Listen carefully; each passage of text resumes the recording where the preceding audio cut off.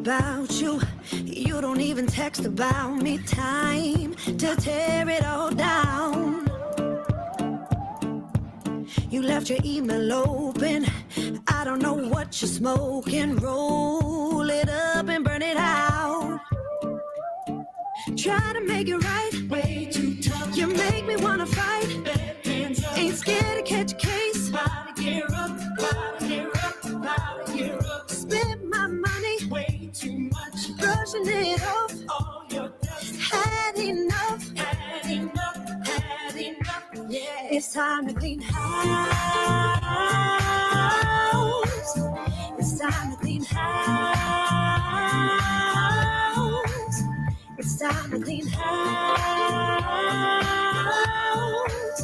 It's time to clean house.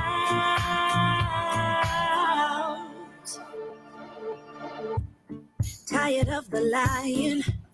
You wasn't even trying. Now you gotta go. All of the trash you gave me, I can't recycle crazy. Oh, this and tomorrow.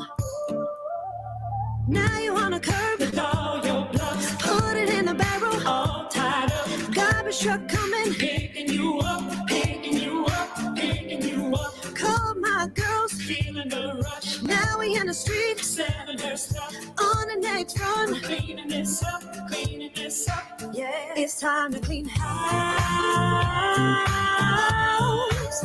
It's time to clean house.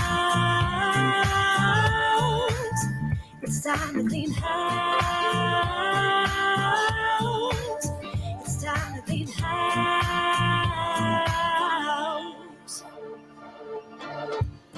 Clean house, clean house. Clean house, clean house. Get out, get out. Clean house, clean house.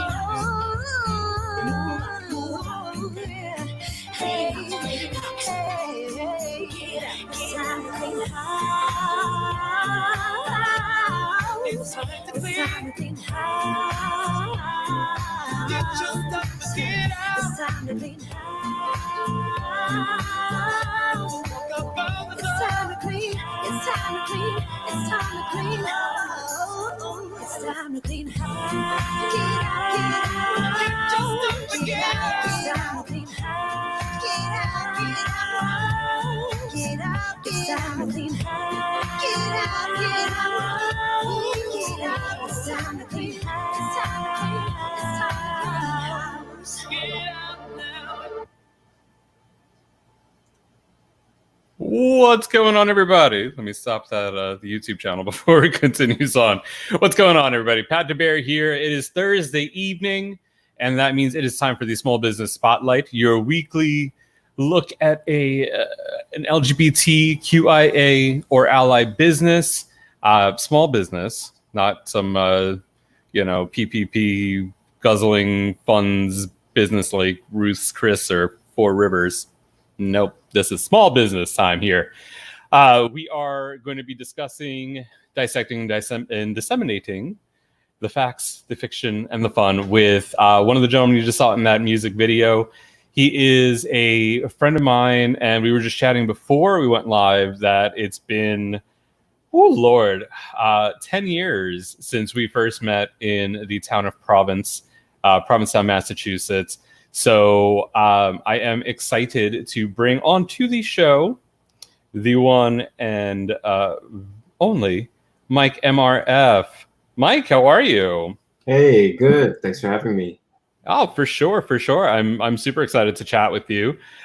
We were just watching at the start of the program your video for Clean House, which I was excited. You sent me the link to and everything when it came out. That came out about a year ago, right? Or actually maybe even a little bit less than that? Yeah, it was October. It was October that the album was released. Yeah, because I was up there for DryCon. And so it was end of September, beginning of October that the video came out. So right, it's very exciting. And it's I'm sitting here, nobody could see me, thankfully. You could because you're in the room with me, but I'm just sitting here like just bouncing around to the beat. Super fun. Let me turn off my phone. You would think 5 weeks in I would be used to having everything set and ready to go. I don't. I was worried about the same because I was like trying to silence messages coming through and everything. Like, let me not have that noise go off. Right? But I mean, Facebook messages are fine. It's when the grinder, the growler, the scrub start popping up, and it's like, I'm like just gonna check those real quick.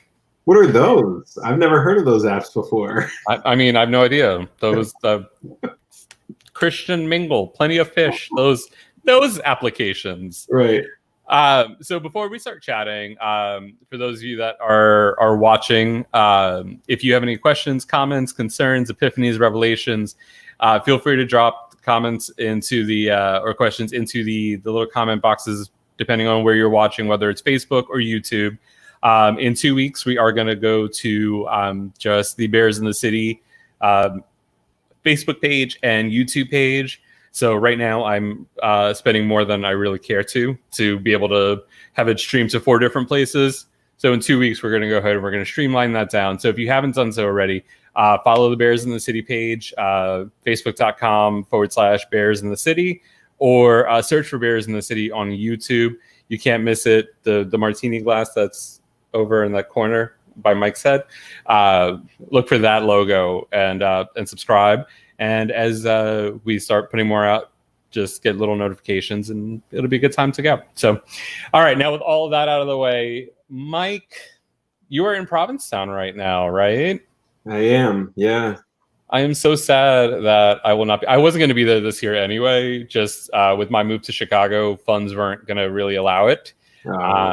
But then Miss Rona came in and said, even if you thought you had plans this year, you don't. She sure did. Yeah. But how is it dealing with everything going on and being in a small town like Provincetown? Well, at this point, we're feeling it too. I think, those of us that perform, especially, I would say, are feeling like, and those of us, I think that, that Bear Week is special to us. I'll say, are sad that our people are not coming. We don't get to have that, what feels like a big family reunion every year, because it really does. I feel like Bear Week. I understand that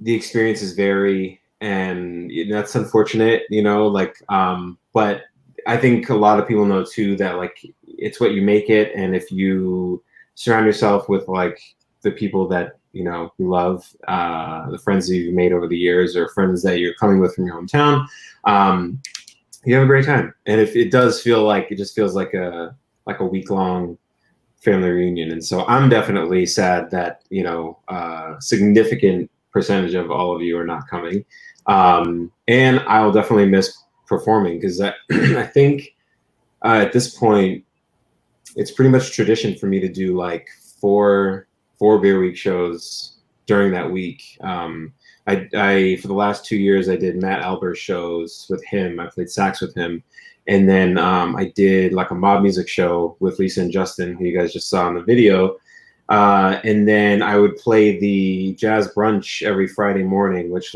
is very early and tends to attract the older guys, which is great because there's something for everybody. You know what I mean? If you're if you're whatever age you are, if you get up super early in the morning, eat breakfast at 9:30, you can come to the jazz brunch and listen to me play.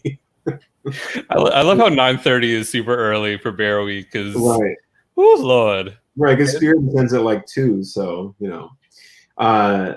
but yeah, so I definitely am feeling that change and trying to, because I don't think I've missed one in the last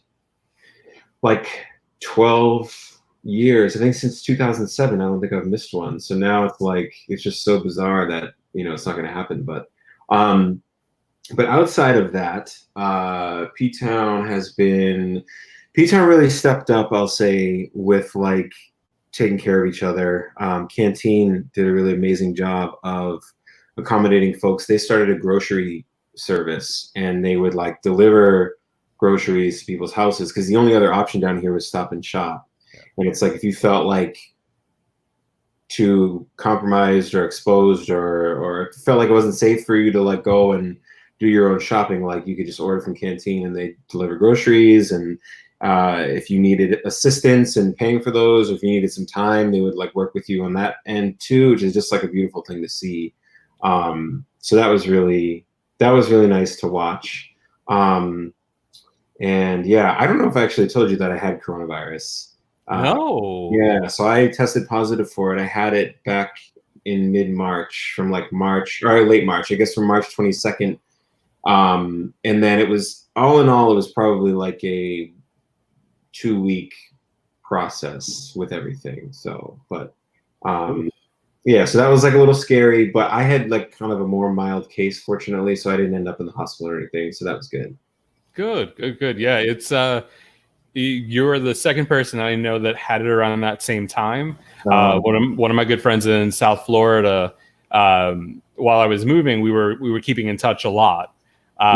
And just before I left Florida, he let me know that he had tested positive. He's a nurse in South Florida, and it took him. He wasn't hospitalized, thankfully, but I think it took around 3 weeks before he had kind of kicked it. Right. Yeah, I knew a couple folks that it also, for them, it was also about 3 weeks.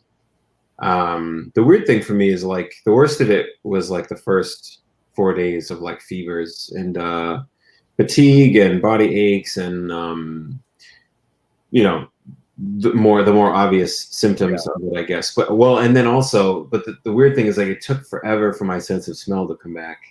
Oh, wow. Yeah, it was completely gone for a long time. And actually, and I'd say even now, like it's back, but it could just be psychological, but I really feel like it was stronger before everything, like I feel like it was too strong. Like it was so strong it was a problem.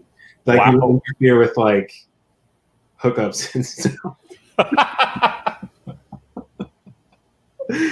I would be like, oh, we can't do this.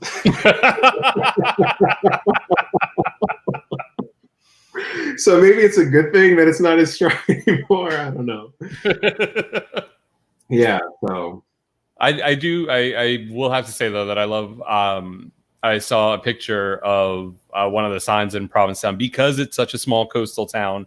Like you said, there's only the Stop and Shop there as far as like large grocery chains. You have the pharmacies and those smaller places to get essentials, but again, for food and for large things like that, Stop and Shop is the only thing. But I saw a picture of the signs that have been posted in town where like Commercial Street from 9 a.m. to 9 p.m. you have to have your mask on. And I love seeing places like that take it so seriously because it is a small community. And I say myself and other people that go there to vacation, because now you are a resident up there. So congratulations on your move, first of all. Thank you. But it's great to see a community banding together in that respect to make sure that a place that doesn't have quick and easy access or a lot of medical access to really kind of crack down and make sure that they're taking care of themselves. We chatted a little bit about this before we went live, but with 4th of July weekend coming up and the start of like the summer season, I'm a little concerned for the people up there, with people that are still planning on making the trip, and especially coming from hotspot places, and then them coming in and not following along with the guidelines. So hopefully, they take it seriously. Yeah, that maybe not everybody has yet, but hopefully. Yeah, and that reason alone, like you were saying, is reason to be like married to your own mask. And just like, but even though it's like my roommate here and I do it all the time. We go to leave and we're like, damn it, and we turn right around, we go back inside, we grab it, So, but I've done the same thing. I go to walk Havoc, and I'm like, I've literally had him out the door and taken like a step or two, doors closing, and I'm like, hold on, grab the door before it shuts, and then like grab my mask, and then okay, let's go. Yeah. So let's so that's the Rona talk for the beginning of the the episode. I feel like in the last couple of weeks, especially with the resurgence, I'm not going to call it a second wave because we never got it down low enough to really classify it as the first wave. Yeah. and especially in places like Florida where there was never a decline before they reopened and started seeing these massive spikes. Yeah. Anyway, so let's talk more fun stuff. So the beginning of the show played Clean House. Yeah. So let's talk about you and MRF and Mob Music. How did this whole thing come about? Like, where did your love of music and how did this all start for you? I have been playing. It's crazy to me that this is. I mean, I started playing saxophone at age 10, so I've been playing saxophone for 25 years, which is like kind of wild. Right? Yeah, that's the math. And so, if not, somebody will fact check you and send it in the comments, I'm sure. Yeah, and so, and I studied. I mean, my grandfather was a musician, my mother's father, and he used to help me practice and stuff. He was actually my first piano teacher, so like started piano with him, and it was cool because it was fun. Like with saxophone, it was like such serious practice. Like I was trying to like be, the best, whatever. But then with playing the piano, like my grandfather, I like didn't have to add any pressure, so it was just like it was like almost an escape, but it was also like making me a better musician all around and a better saxophone player. So like he was my first piano teacher, and I would like accompany him and and all of that. I studied jazz really, really formally, or really like pretty like seriously and obsessively right through college, and I came out like right before my last year. And after like coming out, I didn't really feel like I fit in the jazz world anymore. And I didn't feel like I wanted to like keep working to fit into the jazz world. Cause I was like, I want to go where I'm already like accepted or celebrated. You know what I mean? And so I started working with a lot of vocalists and started like accompanying vocalists. And like simultaneously, I started songwriting just because I felt like I was ready to. I think I had like come out, I got my heart broken. Like I was like, I'm ready to write lyrics now, and and so like that kind of led me to find the sound that you heard on that song that we just listened to. This kind of mix of like, of R&B and jazz, but with like a little bit of a pop aesthetic, and then like really heavy vocal harmonies, and kind of like just like a hybrid of all of it. And so my last like, or I guess both Mob Music albums have kind of stayed in that realm, I guess you could say. So, that's awesome. So what drove you to find collaborators? How did you find your collaborators? Because you've been working with Lisa for a while now for both albums, right? Yeah. We did a New Year's Eve gig in Boston that the Club Cafe, which is a very, very well known gay bar in Boston. They asked me to play a New Year's Eve gig, and I had just met Lisa recently, and I asked her if she had a New Year's gig yet. She said no, or I think she maybe had some offers, but she like wasn't totally psyched about the offers that she had. And so I asked her if she wanted to do the Club Cafe one with me, and she said, yeah, sure, like let's do it. And we went to email each other's repertoire, and we basically sent each other the same list of songs. So it's like, oh, that's cool. Like we want to do the same exact stuff, and we haven't even worked together yet. And then we did the gig, and we just had this chemistry like really effortlessly from the beginning. And Club Cafe was so happy that they asked us to start doing a weekly residency. So we started to play every week. And then shortly after we started, the male singer that you saw, Justin Waith, came in with a mutual friend of ours, brought him in just randomly. And he started like harmonizing from the audience. And I heard it, and I was like, get on stage right now, So he came up, and that was it right there. I was like, let's do this. So he joined us, and then the vision came to life. I was like, this needs to be an album. Like this is like the best music chemistry I've had with anyone really. And so it's like, and that's where the inspiration came for like the first Mob Music album, which came out in 2013.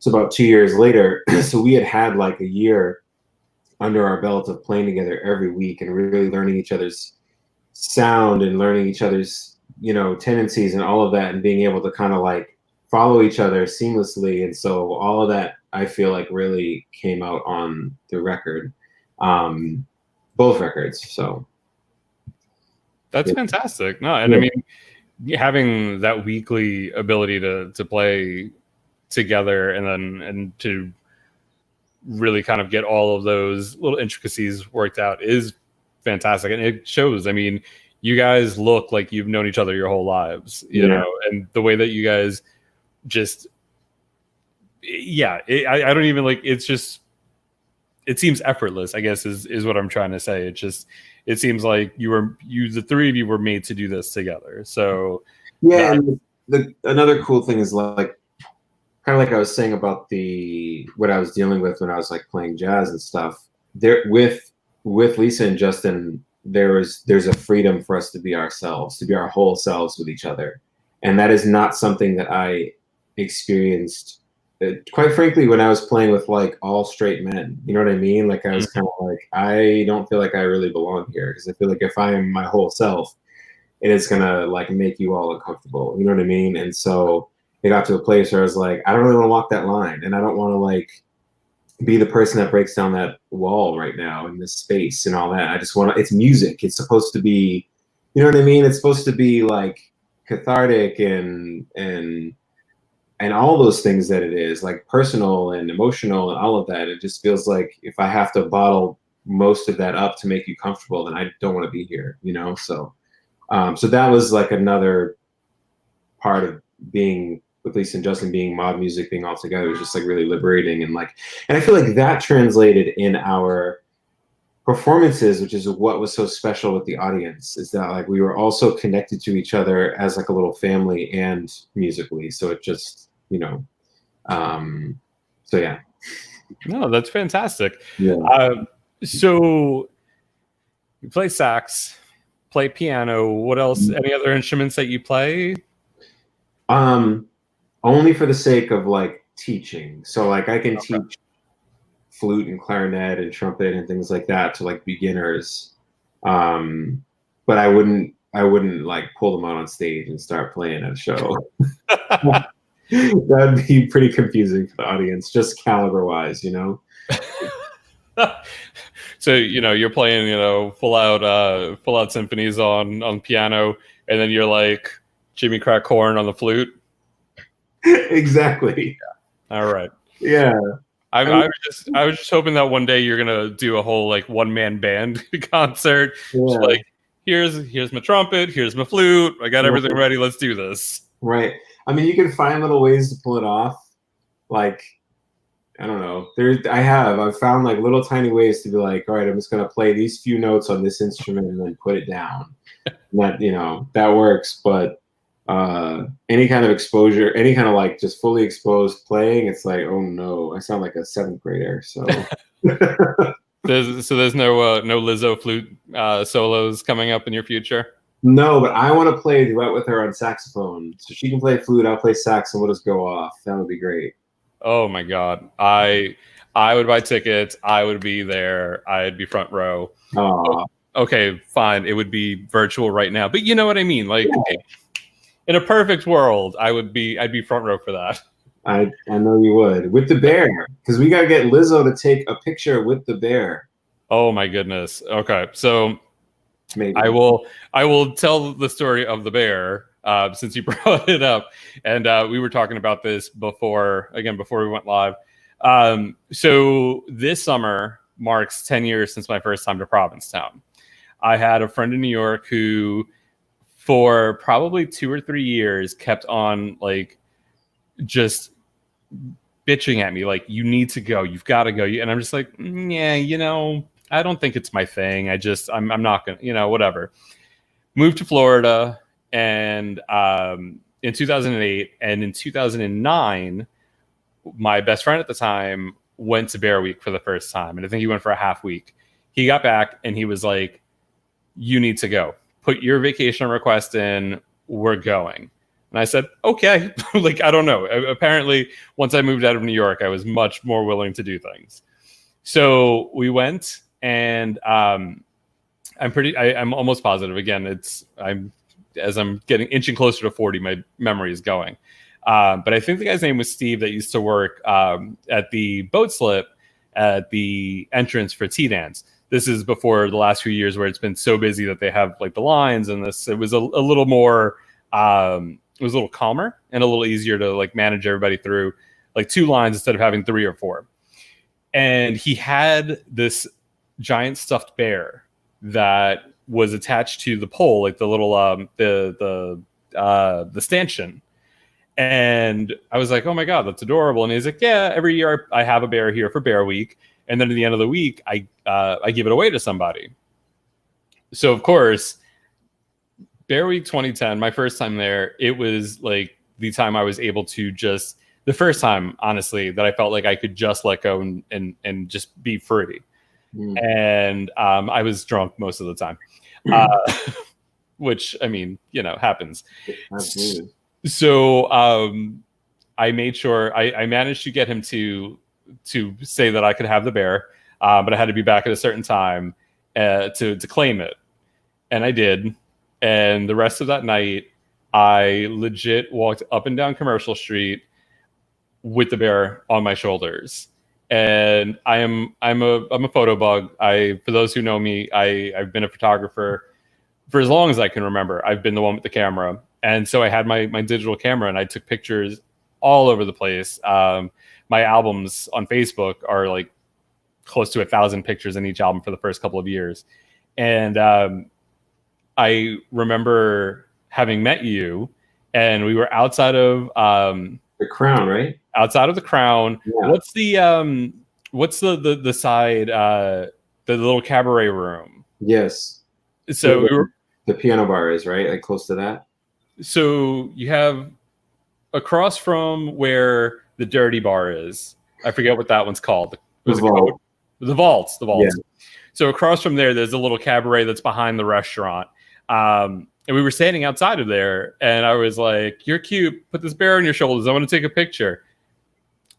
And I think that's the first picture I have of you from 10 years ago. I know. It's so funny because I look at that, I'm like, oh my God, I was a baby. And of course, at the time, I didn't think I was. At the time, I was like, that's how it goes in early mid 20s. You're like, I'm a full grown man. And then you get to your 30s and you're like, whoa. No, I was a baby. Seriously. Yeah. I look back and I look at those pictures and I'm like, wow, I was so skinny and so tan. I look at myself now and I'm like, ooh, I'm a bear now. You look great right now. Oh, well, thank you. I've been waiting to say that since we started. You're going to make me blush, and I'm going to turn super red, even more red than I already am, because for these past 10 years, I've had the biggest crush on you. So I'm just going to throw that out there. So anywho, so it's very dreamy to get to sit here and chat with you. Like we're just having a little one-on-one with other people watching. Didn't we watch Ben de la Creme show together? Yes. Right? That was we did. So much fun. Like every ounce of that was so much fun. Just us sitting together. Jim and Paul were there. I thought her show was brilliant and hilarious. Like that was so fun.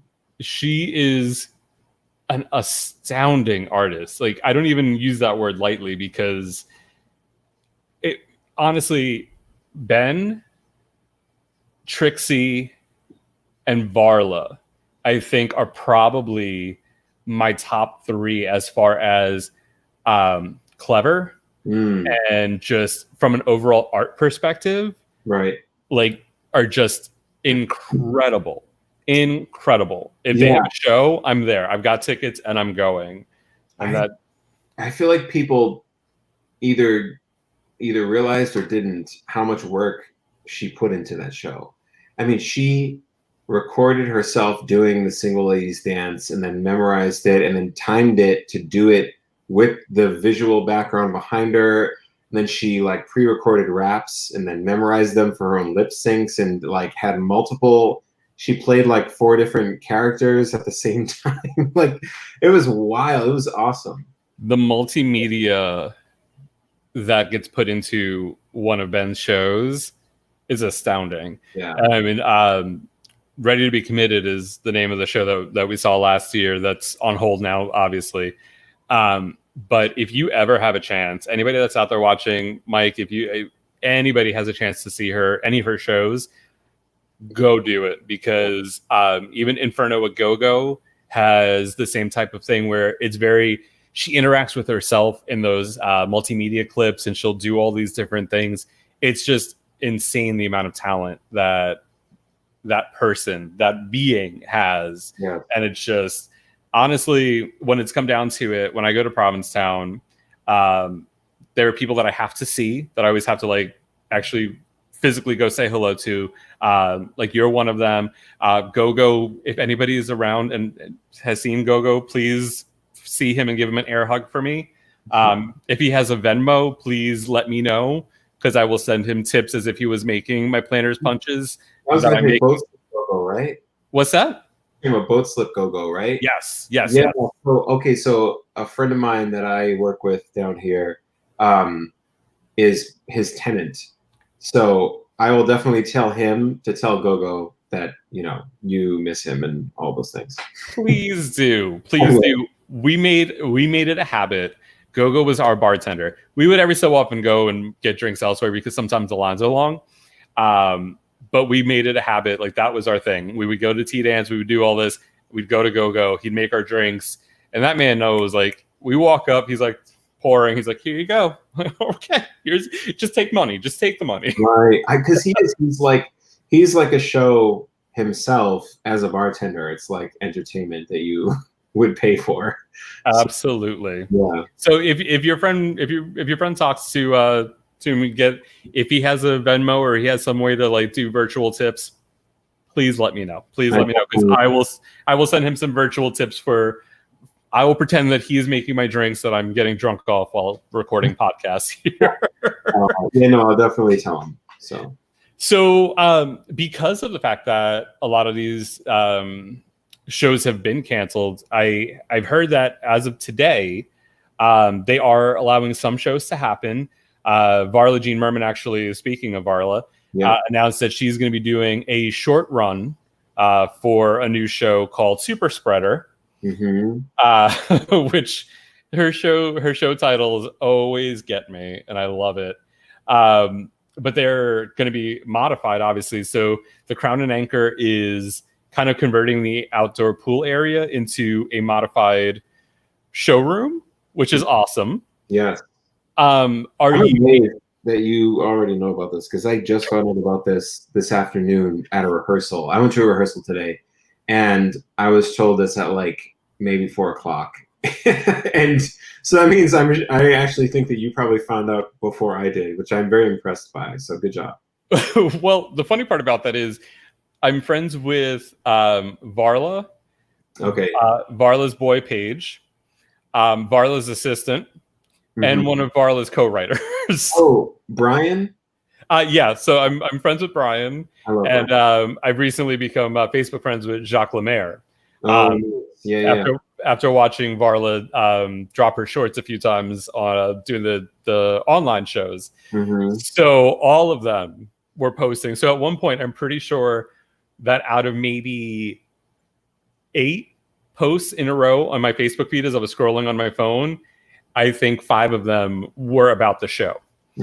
Whether it was merch, whether it was the show itself, like I was like, okay, well, Varla apparently will be in P-Town and the show starts in 7 days. Cool. All right.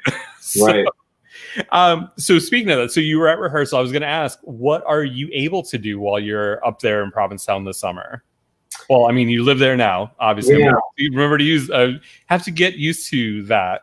But what are you able to? Where are you able to perform this summer?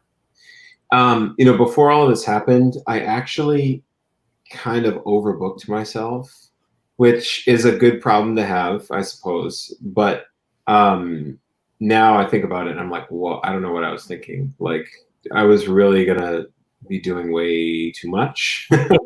And so I'm still, I think, set to be at each of the 3 venues that I was going to be at, but just not as much as I was going to be at. So that's probably better. But I was also excited. I was excited to bring as much music to each place and have more creative control, because I was going to be doing some booking and I was going to have some flexibility to design I guess more elaborate shows than I've done down here in the past. So that was exciting too. But so I am at Tin Pan Alley. I was there this past winter too. I was doing 2 or 3 gigs a week there. And so pretty soon I'm going to be playing outside, because all the, even Varla's show that you were just mentioning, all that is going to be outdoors. Yeah.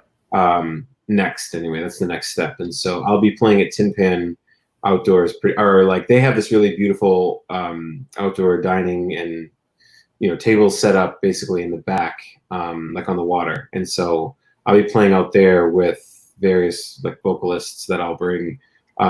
So that's exciting. So that's going to be the first thing, and then the rehearsal I was at today is for a house party, a very safe house party, very safe, controlled, I should say house concert, because that's really what we're talking about here. Not a house party, but a house concert, I guess. So we'll say that. Yeah. So but that's not until the beginning of August. So, but we're just starting to put stuff together for that now. It's kind of cool. I don't know if you've been to the brewery down here. No, I think that opened right after Bear Week last year, or shortly after Bear Week. Yeah. I think it was August. But Yeah. I heard that one was being put in. Yeah. Yeah, Provincetown Brewing Company. They are awesome. They're open year round, and they do a really fun trivia night on Mondays. And I've actually been doing some performances for that, virtually, which have been nice. But I think that as they continue to, as I don't know, restrictions continue to lift, I guess, I'll probably end up doing something there too. And then the other 2 venues are the Club, which is a new venue that Leah Delaria from Orange is the New Black, she's a co-owner. Okay. And then her business partner, who's the other owner, he lives here in town. And he and I have been talking about some shows that I'll put together for them. And then the Pilgrim House. So all of that was supposed to be happening. And that's why I was saying I was a little bit overbooked, but now it'll be more manageable. So I'm excited. I'm looking forward to kind of getting back at it, and but not killing myself, Yeah. So. And just make sure that you're safe. That's the big thing, regardless of whether or not you've had it already. Right. There's still so many unknowns about whether or not that means, you're you're immune from it, or if that immunity lasts for your lifetime or whatever. So, yeah. Obviously that's the biggest thing. And it's weird when you say house concert, it really does feel safer, because that, just in my mind, when I think house party, I think everybody just yeah, and drinking. House concert, I see okay, we set up a little area, you can set people up, and you have your band performing. So you can space the seats out, or 6 feet apart, and all of that. So that's really what we're absolutely. And a lot of people, a lot of places up in Provincetown have nice little backyard areas. They have little there's so much that it's just So that's fantastic to hear. What is what's on the horizon for you as far as new music? Obviously, we've had the last album came out at the end of last year. What are you looking to do as far as, are you still writing? You got stuff coming up for another installment? So right after I released that album, I was pretty dry, I'll say. I had been working on it for a year and a half. I actually used it as coursework to get a master's, which was fun, and but I was definitely at the end of it, I was whew, okay, because I don't know, I'm not somebody who can just kind of pump out content after content after nonstop. I need little life breaks to make it feel inspired and authentic and all of that. And so But I'll say now I've started to return to projects that kind of got set aside when I was working on the Mob Music album. And so yeah, there's like 3 or 4 writers that I'm kind of collaborating with right now to hopefully put out probably some singles this year, I think is the next thing. Not a full album, but like some individual songs. So I'm looking forward to that because, like I said, some of them have just kind of been like on the shelf for a while. And so it's exciting to like take them back off and be like, all right, let's make this the best it can be. And then, you know, release new stuff, which is the world we live in. So it actually like, I don't know, it's good. It's good for me to like kind of put myself in that position where it's like, okay, you committed to this, get it done, let's put it out. And let's not like, you know, just go silent for X amount of time, you know? It's like, I don't know, people just want like, what's next, you know? So. No, and I mean, you said it yourself. I mean, literally as you were talking about it, it just hit me. It was like, that's pretty much what you're able to do now, you know, and it's such a double-edged sword because there are times when you want to put together a full concept and you're like, okay, well, I've got these ideas and I want to write this and I want to put this all together before I put it out. But we're also in a world that's so, the attention span is so quick that if you don't put something out within, you know, 6 months or 8 months, it's kind of like, oh God, whatever happened to that person? Yeah. You know, where it used to be like you could go 2 or 3 years between albums and you were putting out singles every 6 or 8 months from that album, and it fed the masses for so long. And now that we have everything at our fingertips and we're able to just stream it at will, you know, it's fun that you're able to just kind of like, all right, cool, I'm working on this tune. It has nothing really to do with anything else. Right. Here you go, enjoy it. Yeah. So it definitely is a fun new world in some respects. Yeah. Especially when you've been playing music and you have been, you know, listening to and enjoying music for so long. When you become a person of a certain age, as I inch closer and closer to 40 every day, and you just kind of watch the evolution of all of this stuff, you know, from vinyl to cassette to CD to streaming, you know, not even, or to digital to streaming, because, you know, the MP3 revolution was a whole thing before we even got to streaming. Right. It's kind of crazy to see how all of that goes. Yeah, now I feel like it goes by quick too. Like even major artists will put out an album, and I feel like for a week it'll have all this buzz, and then after a week it's like on to the next release, because like something inevitably new came out that following week, and then it's like, you know, so that's a whole other factor here, I guess, you know, like is that I mean, obviously people who are more like committed fans or devoted fans, it will last them longer. They'll stay with it for longer and everything. But I feel like in terms of like, you know, the buzz of the release, like it's pretty quick, I feel like. So absolutely. And it's funny because people talk about like Taylor Swift has a very old school approach to how she markets her stuff, and she'll put the lead single out and she'll give it that time, and it's all very calculated and it's done in a very old school manner.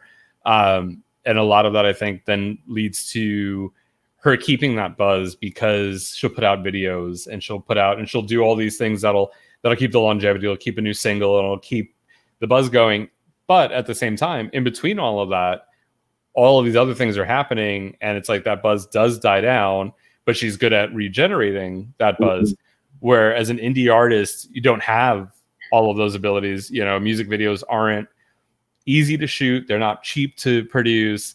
So to see stuff like that, and to see you guys put together a video for Clean House and for other stuff, I always love to see that, because no matter what, even if it's the smallest budget possible and you guys put together something, I always love seeing an artist's interpretation of what that song means, or kind of a message that went along with it, because as a listener, you envision it and you think about it, and you always find a way to relate it to your life and your sense of what you're hearing. Right.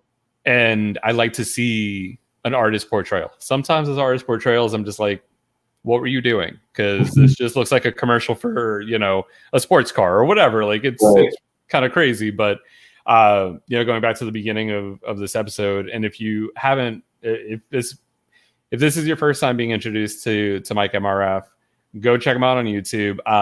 I put in the comments the link to your Facebook page. We'll get any other socials in just a second, because again, that was something I was supposed to do earlier, and I spaced on. So, you know, I'm gonna have to not get paid for this week.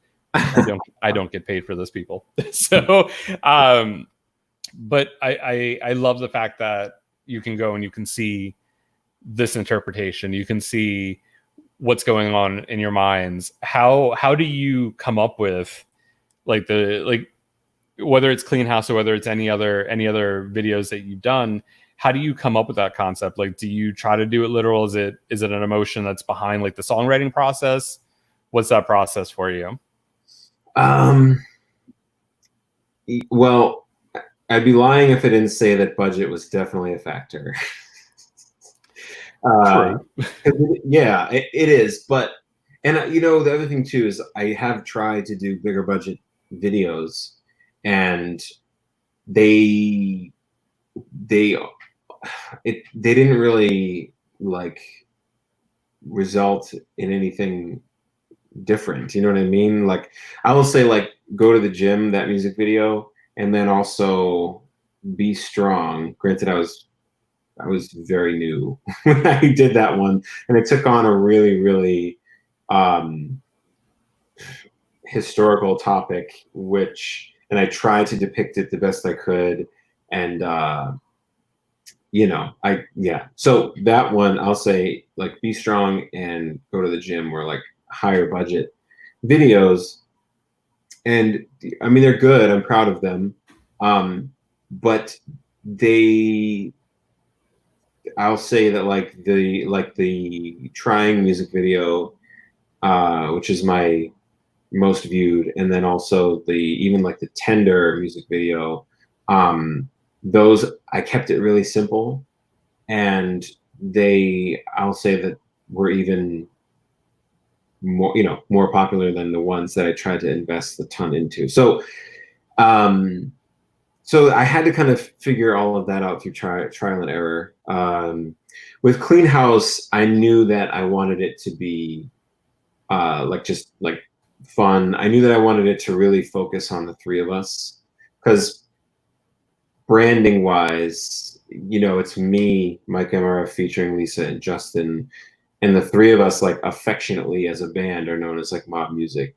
But Mob Music also happens to be the title of the album because it is released as me, a solo artist, featuring those two, right? And so that's like a mouthful even for me to say, never mind the listener, right? And so for the person that's like trying to, like, who are these guys? Like, who is the artist? What's the deal? I feel like it was important to me to kind of like just hammer away at the visual of the three of us, that kind of like, again, kind of just keep the branding like as clear and obvious as it could. But I wanted to have fun with it, because it's like, you know, Clean House is in like, you're fired, like, so you're like firing the person you're in a relationship with who is like a deadbeat, or like not treating you right, or just cheating on you, or whatever the reason is that you need to get out of it. Like, you're just like choosing you in an empowering but also fun kind of way, and being like, you know, I'm getting rid of everything, you're out of here, like all of that. And so that's why we did this whole like side chick yard sale thing, where it's like we're like selling the belongings of the mistress, whose stuff we found in the apartment, and like, you know. So I wanted to try to like get all of those little pieces in the video as much as I could. And there's a little nod to like Sex and the City, you know, when she's like moving and she's cleaning out her closet and she's like, do I keep it? You know, that whole thing. So but it seems like you got that. I think you picked up on that. So That was the first time I watched it. I was like, "Oh my god, this is fantastic!" And had you come out in like a little tutu at one point, I'd have probably lost it. But the Batman like pajama set, adorable, adorable. Thanks. You know, I have a funny story about this. So Justin, who is our lead singer, male singer, you know, he could not be there for the first half of the day. He had like some emergency and couldn't be there. And I was like, oh my God, because I couldn't book another day or reschedule or anything because I had locked in all the locations. I had like paid the videographer, like all of that kind of stuff. And I was like, well, looks like we're going to have to just, you know, adapt, I suppose. And so the videographer actually sat in as like Justin's, like, I mean, not his body double because they're different people and they don't look the same. But the funny thing is, he was like, the narrative is like, you know, it's supposed to be Lisa and her very close Justin, like her very close friend who like knows about fashion and like, you know, is not afraid to, you know, be fierce when he needs to and all of that. And so Steve, who's very much a heterosexual man, sat in and was like, all right, I know what I gotta do. And he was like, let's go, honey. Like, you know, just and to see him like transform into his interpretation of like a gay man was hilarious.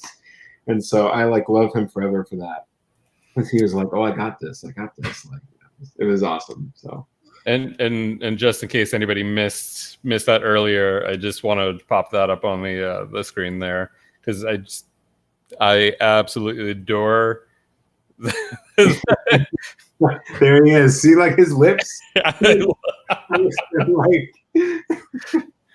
Oh my god, I love it. It just makes the whole scene that much better. Thank you so much. Oh my goodness. Do you still have that? Was that your Batman like pajama set? You know, I make it a point, except for this hat, which I wear too much anyway, but this is kind of the reason I do this. Anytime I wear something in a music video, I get rid of it after. Because I like, the last thing I want is for me to be like showing the music video and someone's like, oh, you're wearing the same thing that you were in that video. It's like, no. You know, yeah, the budget is not that big. We're gonna at least try to like not be caught in a situation like that. So yeah, so like everything, although I didn't throw away, there's a pair of Jordans in that video that I pretend to burn. Like I'm like, oh, we're gonna light them on fire.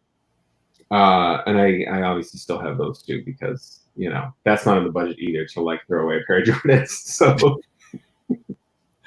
I don't blame you for that. I don't blame you for that at all. I love it. So like I said before, I put the Mike MRF Facebook page link in the comments. So if you are interested, please go follow and like the page. I also in the comments put the link for the Trying music video. So that's there.